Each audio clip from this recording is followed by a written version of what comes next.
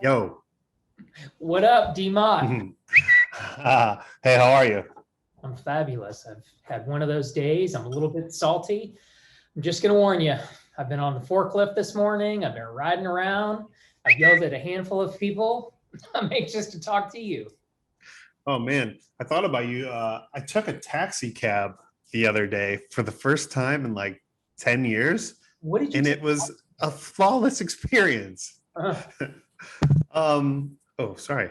I needed to get to the airport at gosh, I guess I had to be there like 4:30 in the morning.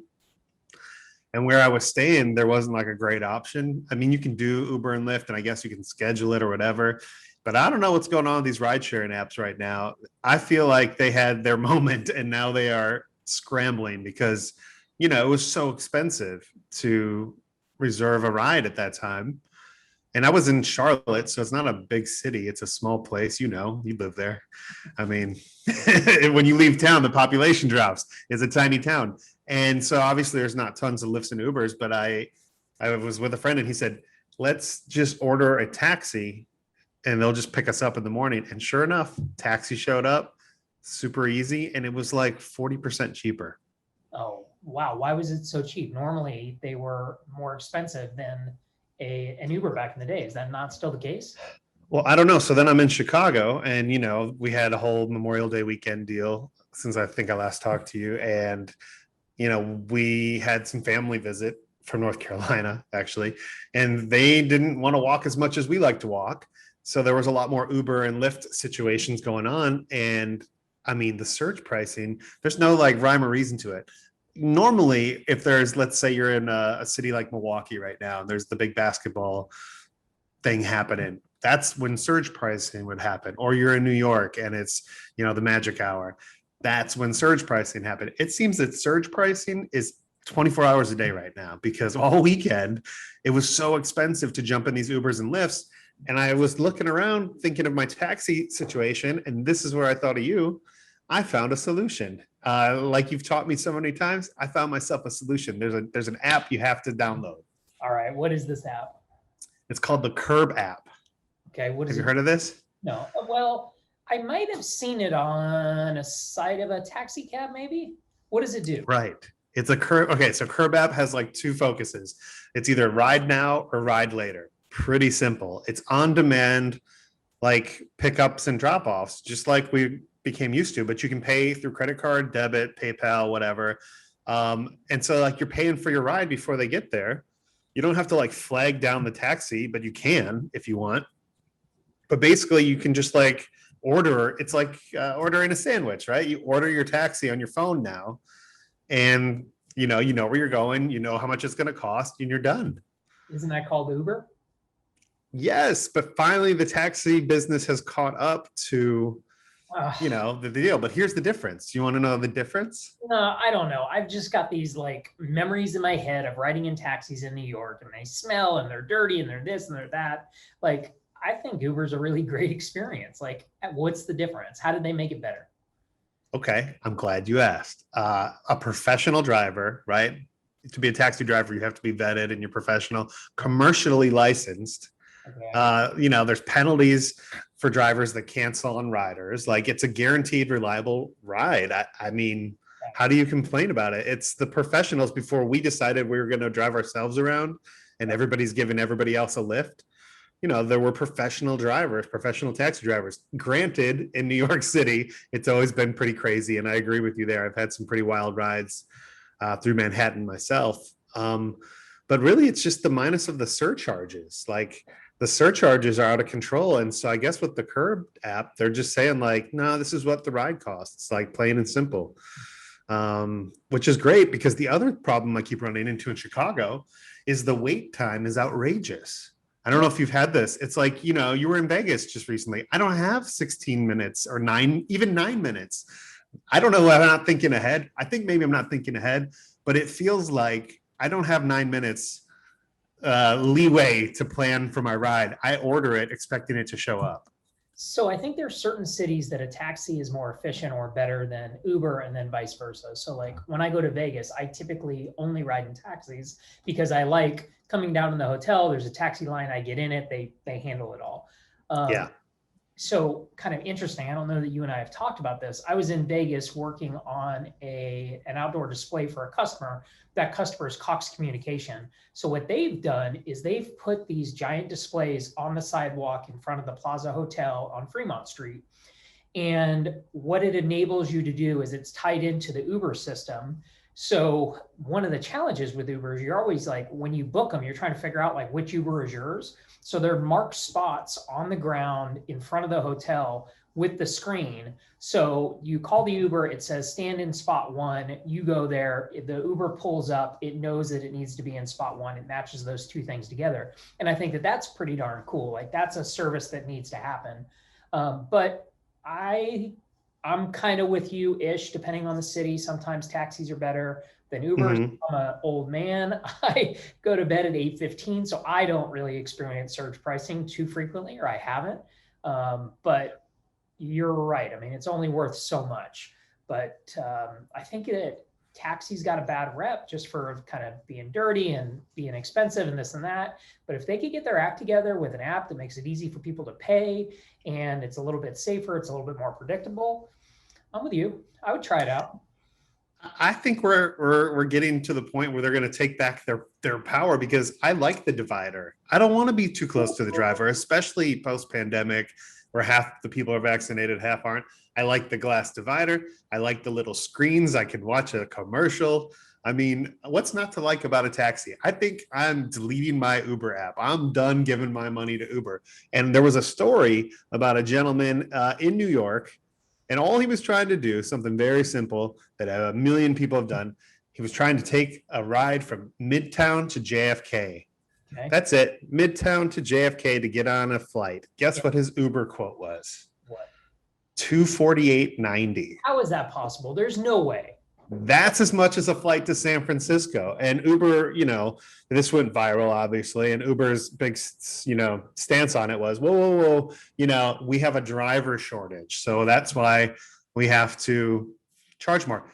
I think this is a brilliant plan. I think every company should triple their prices and lay off half of their staff and just say, hey, a Big Mac is $12 now because we don't have enough people to make the Big Macs. I mean, how are they getting away with this is my question. I think it's highway robbery, and I can't wait for it to be over. All right, so down the same path, you fired me up now for a second. So I left Vegas and I went to San Diego to visit my dad. And I was going to drive, but it's a 5-hour drive. So I was like, all right, let me look at what these low-cost airlines are. And there's a couple of them, a couple that I like Allegiant Airlines. And there's this one, Frontier, and I had never taken it. I sent a couple buddies a note. They're like, yeah, Frontier's great. So I booked the flight because it was super cheap. I think the flight from Vegas to San Diego was like $38. I thought, all right, this is way better than driving. Let's go for it. It was all good until the morning that I go to get on the plane. They charged me.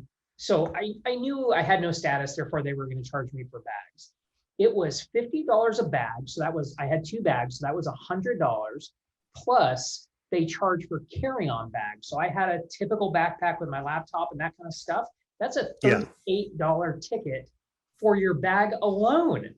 I paid $138 to get my luggage on a plane that I was able to fly on for, $30, $40. That is crazy. And I'll never fly them again. I mean, I probably shouldn't be that harsh. Like I get that things are expensive, but if I would have known that I would have been in that deep, I would have flown American Airlines, got points, and sat first class and called it a day. Like it's crazy to me. I just think that there needs to be more transparency in all of that world. Well, yeah, but if you can get an American Airlines flight, now they're having problems with American Airlines. They're saying that they're cutting flights. Sorry about that. They're saying they're cutting flights out of your city in particular. Charlotte cut 40% of their American Airlines flights again because they said they don't have enough staff. My question is, wasn't that what all that bailout money was for American Airlines to keep all their employees around? What is happening to these airlines? I've always told you this, though, because we travel more than most. I think the airlines have been mismanaged for decades. Yeah, I totally agree with you. The amount of money that you spend to fly on an airplane to then get treated like cattle is absolutely amazing. They have these seats stuck together. They're as tight as they can get. The flight attendants, 9 out of 10 times, are rude. It's a disaster, and it really needs to get fixed. There's a pattern interrupt that has to happen in the airline industry. And I think that Richard Branson tried it a little bit with Virgin. JetBlue tried it. Yeah, and I've flown a couple of those type of things, and they've been great. It's just, I guess I really love my points because I use them a lot. I get upgraded quite a bit if I have points. But I mean, can you imagine if you didn't have status? I mean, you're screwed. You're boarding in zone 8 in the back of the plane, and you've got no room for your bags. And no way at all. I'm flying tomorrow. I'm going back to Milwaukee. Kelly and I are going to go there for a little camping trip with our nieces.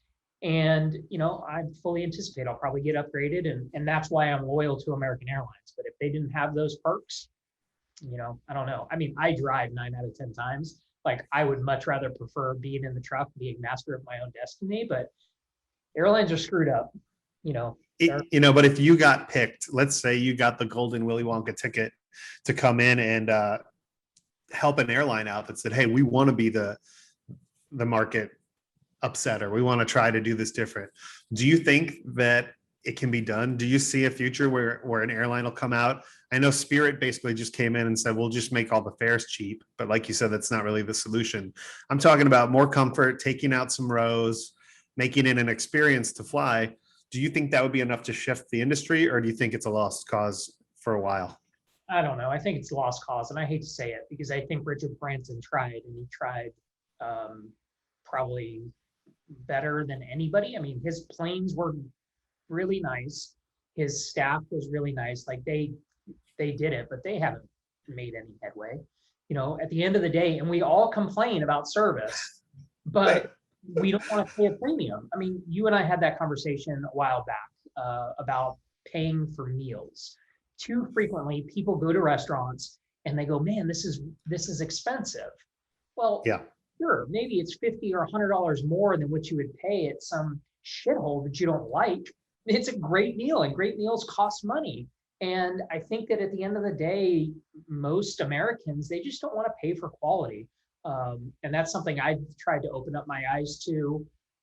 You've brought it to my attention specifically around dining. We've talked about it with shoes and clothes, but I think that there needs to be a resurgence of consumers demanding quality, number one, and then the companies being able to deliver on that demand. And that's the interesting point. You're exactly right, though. I think it is exactly what you're saying. What we were talking about, though, is that there's a very specific price point for any product where a dollar more makes it almost not enjoyable, right? Yeah. And I think that's with restaurants. I was at a restaurant with my cousin, and he said, "This is really good." And I said, "Would it be good for $15 more?" And he's like, "No, this is like the perfect amount to spend on a great meal."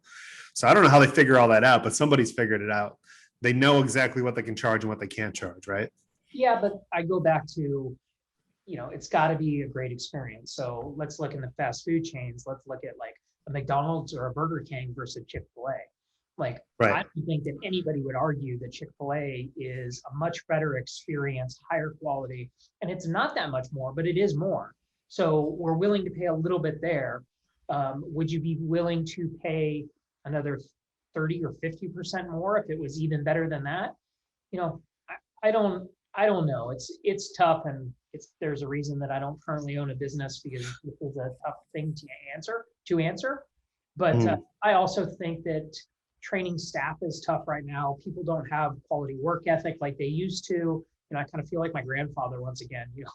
Maybe this whole thing is cyclical, but these kids don't want to work. No, and I don't think people do. Like, you look at just some of the half-assedness that goes through these days, and it's like, how does that pass as acceptable behavior?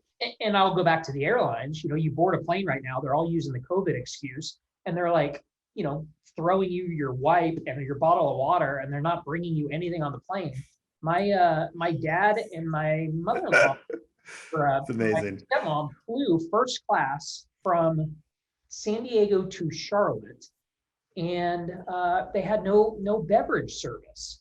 She was trying to get a Coca-Cola, and they wouldn't give her a Coke. Yeah. Now they were giving beer and cocktails away, but not Coke for some reason. And the flight attendant's excuse was, we're trying not to touch things and we're limiting the amount of kind of interactions that we have, which makes no sense. And it was a first class ticket. I mean, they probably paid, $1,000, $1,500 a piece for that first class seat, which is like, you can't have your cake and eat it too. You can't charge that kind of money and then offer that level of service. There's no way. Ugh. Yeah. I don't know what the solution is for that. That's pretty crazy. I saw there's a new Ford truck. I also was thinking of you because this is made for you. They anytime there's a new truck, I know to call you, because if there's one thing I've learned about Michael Verlotti, it's that he is never satisfied with his vehicle. How many cars have you had in the last 3 years? I don't know. In the last 3 years, I've probably had, let's call it 6 to 8 cars. Yeah, because you just enjoy them and then you switch it up. You're a trade-up kind of guy. Well, loyal in relationships, but not in vehicles. Except for the fact that I currently am driving a GMC 2500 pickup truck. It's identical to the one that I sold just 6 months earlier. I mean, the only difference is a different color. It's the same year. It's the same motor. It's the same truck. So, like, why didn't I just keep the black one that I bought in 2018? I'm crazy. But it's things like this Ford truck. So I'm not a Ford guy. I prefer General Motors products in general. But I think Ford's onto something. So they recently released images of this new truck that they have, and it's called the Ford Maverick. And I think that they're really kind of tapping into something that I like. I'm going to look it up while you talk. Yeah. Ford Maverick. Maverick, that's it. So do you remember, like, in the 80s and 90s when there were mini trucks? Remember a mini truck? Yeah, because you know what that means? It's the same thing everybody says when they say they want a truck. Unless you're in construction and you need a truck like you have, which you're not in construction. I don't even know why you have that. But most people say, I just want a small truck to tool around in, help some people move, do some yard chores. I don't need a big truck. I just need a little truck. But then we went through this whole era where every truck was supersized and there weren't little trucks. And that's why kind of the mini trucks were so great back in the day, in the 50s, 60s, 70s, 80s.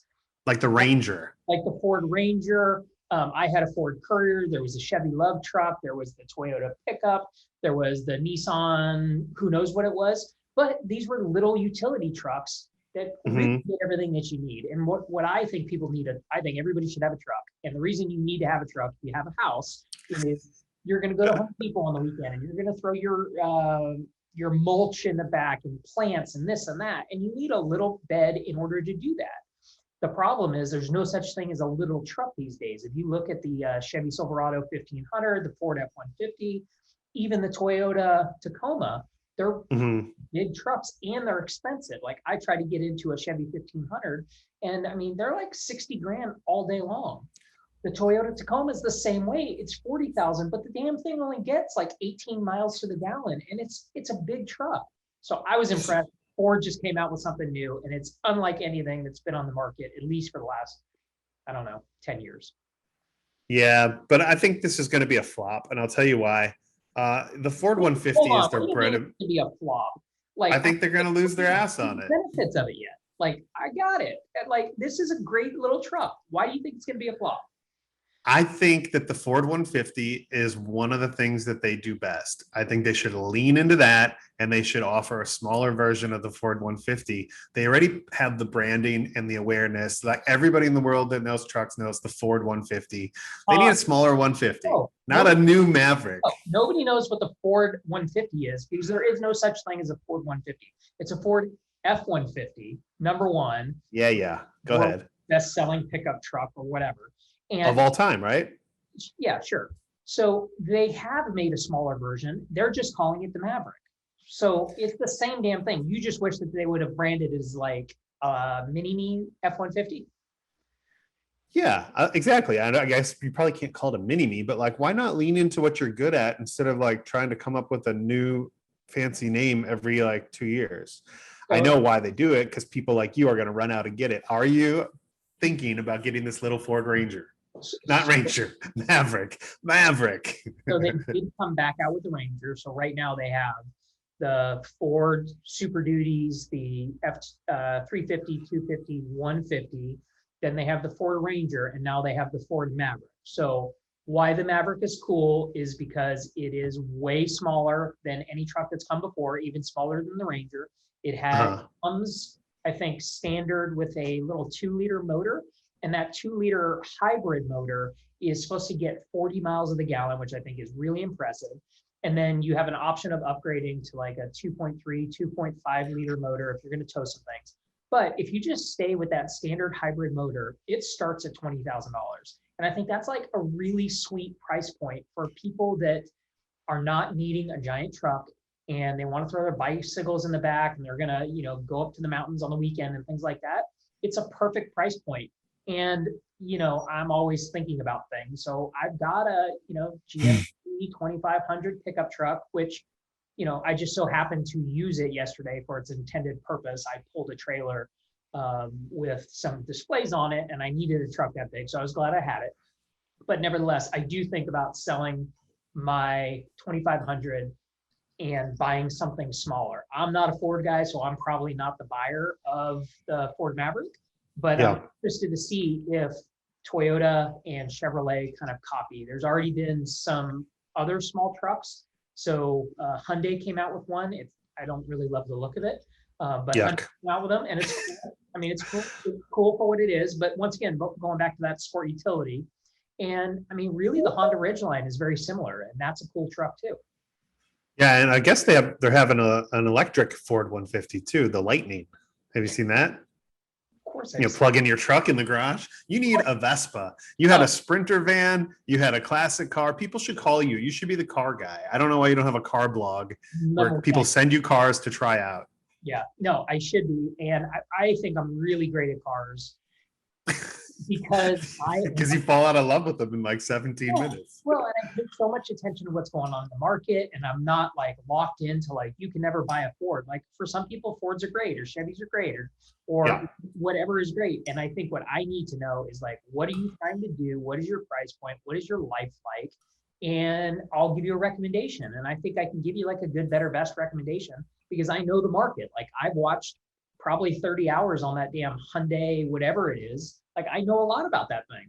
I think that that is rare, and I do think that I should be paid for my knowledge, 100%. I like this. And I'm mad about the Ford Lightning because when I was younger, the Ford Lightning was kind of like a hot rod. So they put a big motor in a standard cab pickup truck. They lowered it. The Lightning was like awesome. It was featured in Fast and the Furious. If you've watched it, it was awesome. When I was a kid, I worked at NASCAR, and it was the pace truck for like the 98, 2000 season, something like that. And they were badass.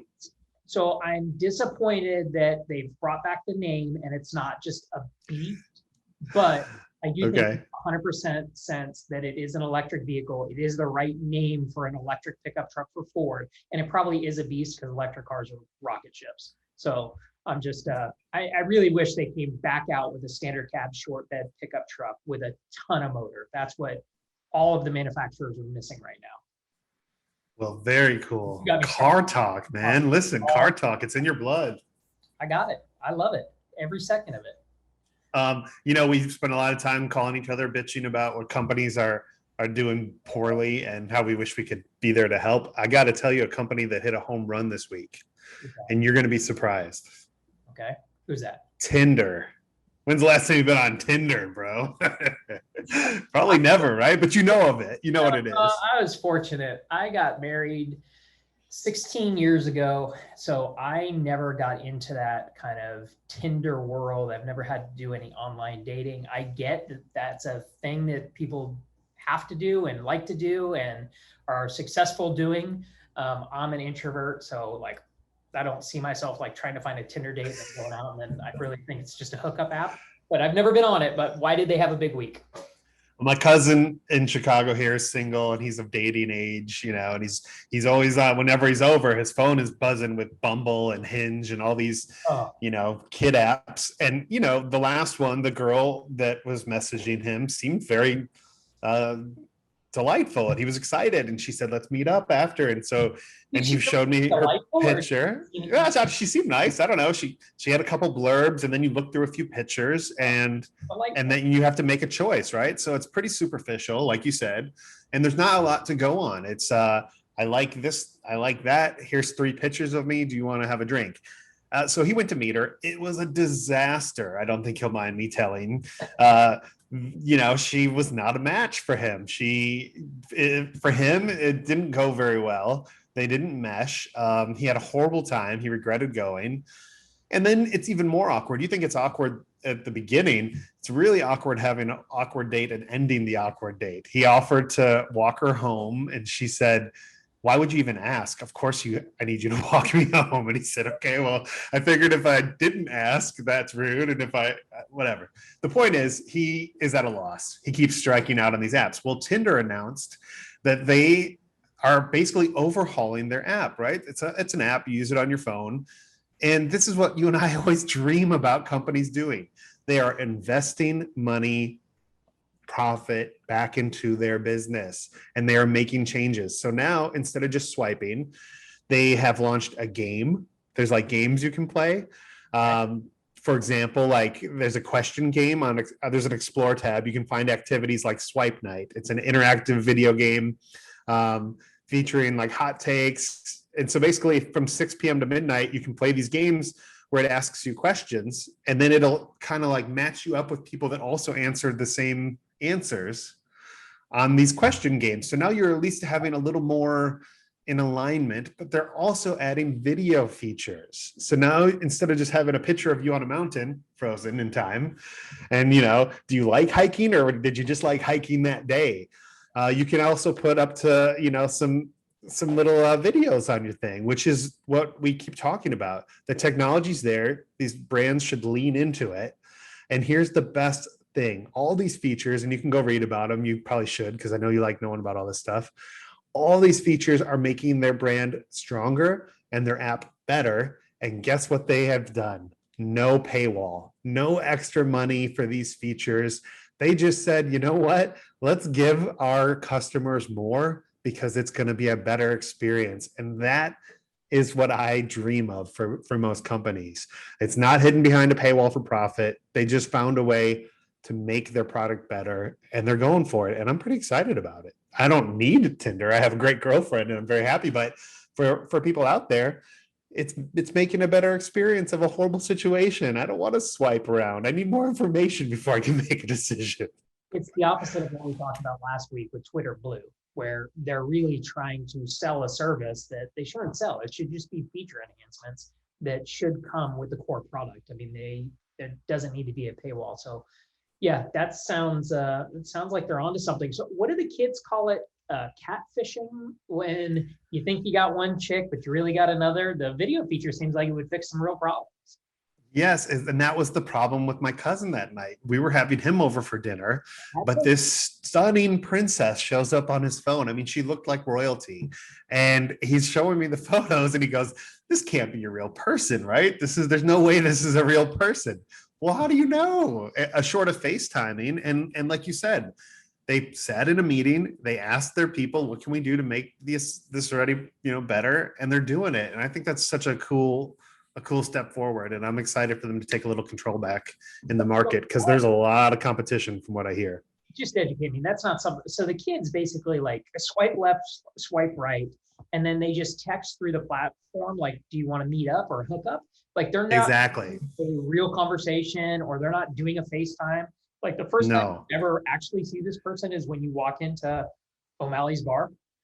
I mean, I assume you can maybe, like, if you want, you can say, would you like to chat first on the phone? But no, I think mostly it is, hey, I saw you like hiking. I've been to Seattle, Washington to hike too.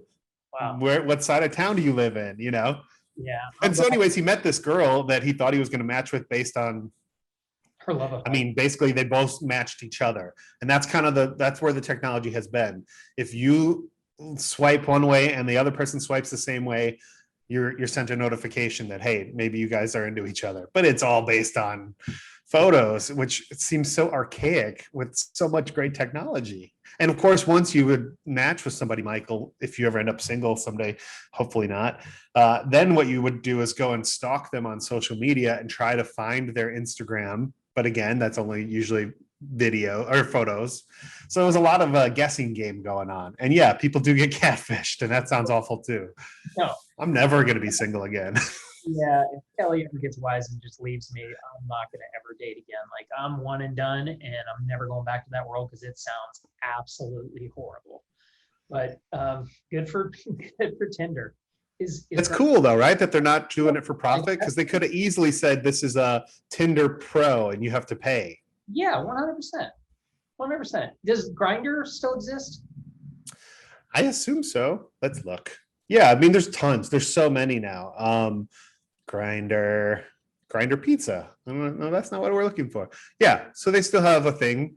I wonder so if it's, you know, you'll start copying them and then also start trying to use the same feature set. I think the game function is pretty interesting, right? You know, just it's starting to try to build some chemistry prior to that first meeting.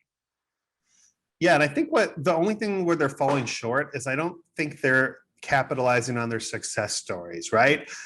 Like Match.com has done that. They put the people on TV, they're like, look how happy we are. And we don't know if it's true. They could be actors, but we buy it.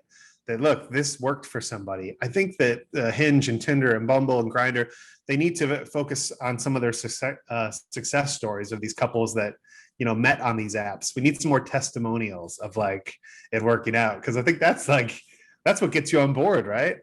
I don't know. There's so many, right? There's like a farmers one and a Jewish people one and like all kinds of stuff. I'm never. There's a silver singles for 50 above.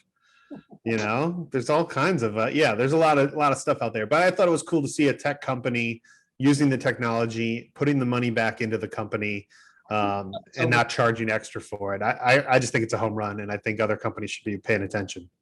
How do you know about silver singles? I was just reading. I read as we talk just to see what's going on. Looks like, you know, it's for grandma and grandpa to meet. It's great. Hopefully, wouldn't that be an awkward conversation when your mom and dad are married, right? Yeah. Yeah, wouldn't that be an awkward conversation? They split up and your dad's like asking you how to get on silver singles. Like, I gotta get on silver singles, man. Okay. You know? Okay. But I did know a girl that specifically only wanted to date farmers. You know, when I work in the farm industry for these farm companies, there was a woman I worked with who specifically just wanted to marry a farmer. So for her, this was a godsend, because she literally had an app where she could talk to farmers. And it's not a bad deal. Hardworking, they have some land. I mean, what's not to like, you know? All kidding aside, I mean, so when I was at JHE, like we really liked people that grew up on farms, farm hands. You know, they typically, like, especially if they were going to be ops guys or girls, truck drivers, things of that nature, like they typically were used to operating heavy equipment. They'd worked around that world. The work ethic was strong. Like it's the same principle, right? That makes total sense. And I worked at the local car wash. We have a car wash here in Charlotte that is called Autobell. I think I hired 2 or 3 guys out of Autobell. Typically, you see those guys running around. They're sweating, they're running, they're this, that, they're vacuuming, they're wiping the cars down. The guys that came out of Autobell, they were studs. So that's pro tip. If you're looking for an ops guy, start an Autobell. Yeah, you know, it reminds me of actually when I told you we had family in town for the weekend. We went to this outdoor beach bar, and my girlfriend's aunt is very successful and self-made businesswoman.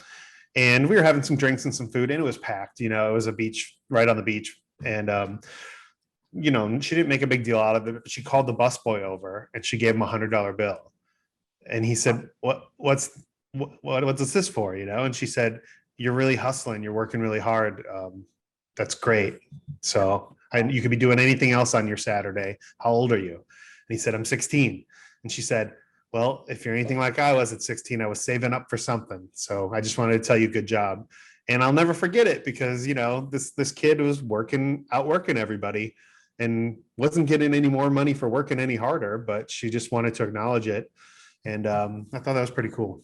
Yeah, that is super cool. I mean, we all see it on a daily basis, whether it's the person at the grocery store that's bagging your groceries, it's the guy at the car wash place. Like when somebody has that extra gear, you 100% can tell and appreciate it. And, quite often they're never kind of rewarded for that effort, not until they get up in their years and they're then able to charge a premium in their next jobs because they, have done a couple of things. But I think there's a lot of people that never get those opportunities and they just kind of are always the hardest working one that nobody ever recognizes.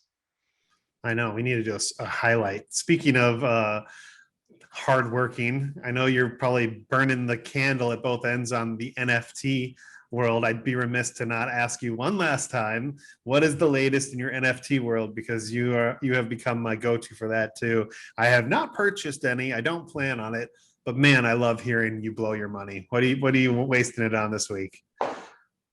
You're killing me when you set it up saying I'm blowing my money, because 100% I'm not, but whatever. All right, so a couple things that I think are interesting. So I've talked to you about the Bored Ape Yacht Club before, and the fact that I was a buyer of an ape and I thought that the community was super cool. So recently, the owners or the original designers of the Bored Ape Yacht Club created something called the Bored Ape Kennel Club. So they're the dogs associated with these apes. And hold on, I just need a moment. Hold on. Oh, wait, can you hold on? My Tamagotchi is making noise. I need to feed it. Hold on, please. All right. So the Bored Ape Kennel Club was really awesome because rather than selling them, they gifted them to everybody that had an ape. So if when I woke up randomly one morning, I looked in my wallet and there was a dog that also went with the ape, which is super cool. And those dogs are wrapped, so I don't know what I've got. I think that there's an unveiling tonight or tomorrow. Oh, that's kind of a fun thing though. It's super cool. So that has been neat. I think what you would like is you don't know what you got. Everybody got one, and now the secondary market is really strong for these dogs because everybody thinks that they're going to be the next thing that takes off. So they're selling them wrapped. So you don't know what you've got once again, but they're selling them. And right now the floor is like 1.3 Ethereum for a wrapped dog, which is, let's call it, $3,000. So it was almost like a Christmas gift. $3,000 hit my account that I didn't have to do anything for. It's sitting there, and I can sell my dog right now like that for 1.3, 1.5 Ethereum. And I think that's absolutely incredible.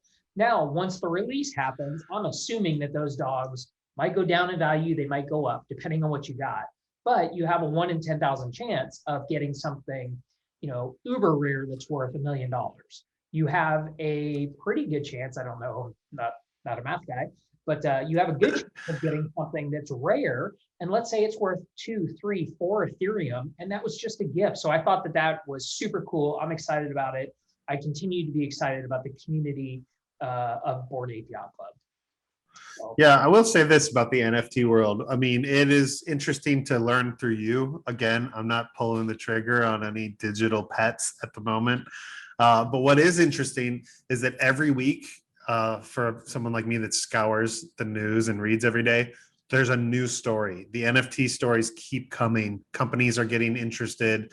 And I think for big brands especially, there's no way to not get involved. I could see smaller brands not really knowing what to do, but for these big brands and these big sports clubs and these big venues, they have to get involved, right? I'm thinking specifically the Taylor Swifts, the LeBron James, the Liverpools, the T-Mobiles. Like there's these big companies that should get into the game because it's not going away at the moment, and you're not going to want to get there late because it's going to be hard to build value quickly. You're going to need some time to kind of figure out what your NFT platform is going to look like, what you're going to offer your customer base. Because I was thinking cell phones is a perfect example. If Apple did a whole bunch of Apple NFTs with a new phone launch, I'd love to get like a zebra striped Apple NFT because I got the lucky cell phone. I think that would be so fun. Yeah, but in addition to that, what if that zebra striped iPhone NFT gets you special places, gets you to special events, like the utility portion? So yes, I get to hear Tim Cook speak in San Francisco or something, right? big brands are going all in. So Porsche just announced they're doing a deal. The McLaren racing team just announced that they're doing a deal. And then something that I thought was cool is there's a league called Zed Racing. So Zed are these horses. So it's digital horse racing, and I don't know enough. Take my money. I don't know enough, but I know that they're pretty cool. So when you mint the horse originally, or when the horse was born, it came with attributes. And when you're racing against other horses that have different attributes, and they put other parameters into the algorithm to see how it's going to perform one way or another. And I think there's some breeding function. So if you have a race-winning horse, just like in the real world, you can breed it with another race-winning horse and have, a super horse. Do you want to breed our horses? No, I don't. So what I do want, and I thought was really cool, is they only issued X amount of horses day one. I think they've come out with a couple different launches. So they have, now Y amount of horses that are in the population. But Zed just did a partnership with Stella Artois. Is that how you say that? So the beer, and they have done limited edition Stella horses that are now available to the community and can also be raced. And these are pretty darn cool. Like they have the Stella Artois branding on the rear, hindquarters, whatever you call that on a horse. And they're super limited. They're pretty valuable. And I think that is the way that you're going to see some brands activate in the future. I thought that it was a great use case. It's pretty cool. And, for anybody that is listening and is interested, all you need to do, go on Google, type in NFTs, and then hit the news button, and you will just see the latest stories every day. I just did it. The Beeple guy joins forces with Pitchfork guy to sell moments in history as NFTs. So, I mean, even the people that are already killing it in the game of NFTs are getting involved. 6 hours ago, DeLorean celebrates the DMC 12's 40th anniversary with their own NFT. So it's pretty interesting. And I would recommend anybody go on there and just hit news and just see the latest stories every day, because about every 5 hours, another brand is jumping on board. And I can't wait to say, you were right. You were right. Why didn't I buy a sheep or a turtle? No, I think you would like the camels, but I did look at the DeLorean one yesterday. I thought about buying it. I wasn't quite sure what the shtick was, and I think that that was one that you would have made fun of me for. But who knows? They might go viral and be super popular. I think there's just going to be a lot of them out there that people make a lot of money on. I don't know, maybe. But your advice again, week to week, is if you are high up at a company and have the opportunity to look into this, it's definitely worth looking into. You think 100%? 100%. You have to have an NFT strategy. Just kind of like right now, you have to have a strategy in video games and what's going on there. I think that I continue to say our real world and our augmented world are meshing. They're going to mesh a number of different ways, whether it's AR glasses that we get from Snapchat, whether it's kind of a future of a technology that Apple brings to the table. There's going to be things that bring the universe and the metaverse closer together. So when the metaverse does exist, and guys like Daryl Mott are spending time in it, if you had been early, you can have a stake in it. And your brand can be represented in that world, and you're not late to the party. I heard your boy Gary Vee talked the other day about, like, if Burger King came out with an NFT and they just gifted them to people, and let's say they minted 1 million of them. Now, 4 years from now, when public wallets are a thing that we're all looking at, you're going to see all these OG Burger King NFTs in people's wallets, and you're going to realize that people were there day one in the game, and it's going to be cool. So, it would be a wise move for Burger King or other brands like that to try to figure out, how they could do something in the space. I will say, I got to get going here soon, but have you seen the filter that turns you into a Pixar character? Have you seen any of this? Those were huge this week on FacePage. I am not doing it, but I think it's going to change social media, and I'll tell you why. I think from being in your LinkedIn group that we had, where we tried to help people learn how to be on camera and get more comfortable creating their own content, what was the number one thing everybody said, that they were just a little uncomfortable seeing themselves. But I have seen this week where people look like a Pixar character, but it's their voice. It looks like them, but it's almost like wearing a mask. And I feel like we're going to get to a point where you're going to be able to just talk to everybody's cartoon and it's going to be great. You know, you don't have to comb your hair. You're going to just be able to, be young forever. So you say. And I think it's going to really change the way people make content, because if that catches on, man, we're all just going to be cartoons. It's going to be awesome. So I am fearful of that in the opposite way. So I'm seeing more people, especially because of the NFT space and because you have encouraged me to widen my Twitter audience. I'm seeing more people that are living this kind of anonymous life. So their Twitter avatar and their Twitter name is not something that ties back to them. They try really hard to make sure that there are no ties between those two worlds. And they're able to have an opinion and a position.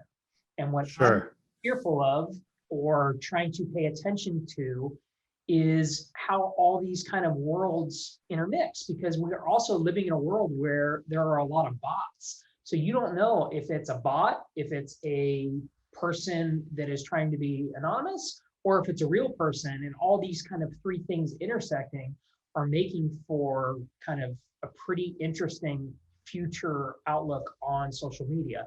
I'm trying to figure out, all right, is a social media network going to get popular where you have to verify your identity? That way we know it isn't, Pixar character XYZ that is representing this statement, but no, that's really Daryl Mott. I think that whole thing, back to the Twitter blue check mark, we're coming to a world where all these things are going to intersect, and I don't know that it's good. I don't know that it's amazing. Your next pair of Jordans is going to come with a digital version for your Pixar character, man. I told you that 3 weeks ago, and you told me I was a moron. Yeah, but I had 3 weeks to think about it. I think you might be right. Listen, my goal this week is to turn into a Pixar character and do a movie review as a Pixar character. Boom. I would love to see that. Yeah, I think you're onto something. Send me that picture, that way I can put it in this video, because I think that is a must. You just got me quickly thinking, you got to get back on the movie reviews. I've been struggling. I'm at the end of my Netflix stream. I have nothing else to watch. I just finished Westworld season 2, which was mind-blowing, absolutely amazing. I know I'm the last one of the party, but nevertheless, I really need a dude like you to tell me what to watch on Netflix.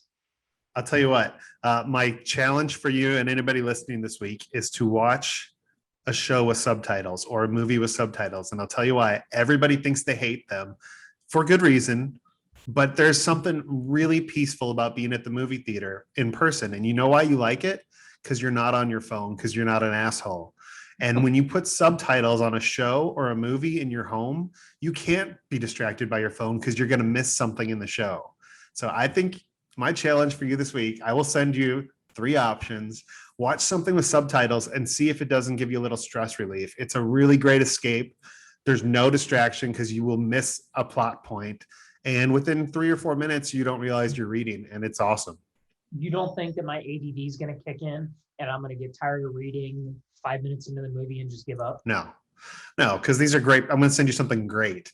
And I think it's, that's the whole point. It's something you normally wouldn't do, right? So I think we're going to try something new this week, and I can't wait to hear your experience with subtitles. But I always tell people about this when they ask for something to watch and they say, I hate subtitles. I don't want to read. It's not like that. It's like breathing. You just kind of, all of a sudden you're just doing it, I will do that. I appreciate it because I am out of Netflix stuff to watch. So whatever you send me, I'm going to watch, even if it has subtitles. We will report back on our next eavesdropping on whether or not this was a flop, or I'll continue doing it in the future. All right. Sounds good. Well, nice to talk to you today. All right, brother. I appreciate it. I'm headed up the way-ish. We're going to Wisconsin to go camping, and my wife is not a camper, so I'm not sure that I'm going to survive this trip, but the things that we do for our nieces. Good luck to you. Peace be with you.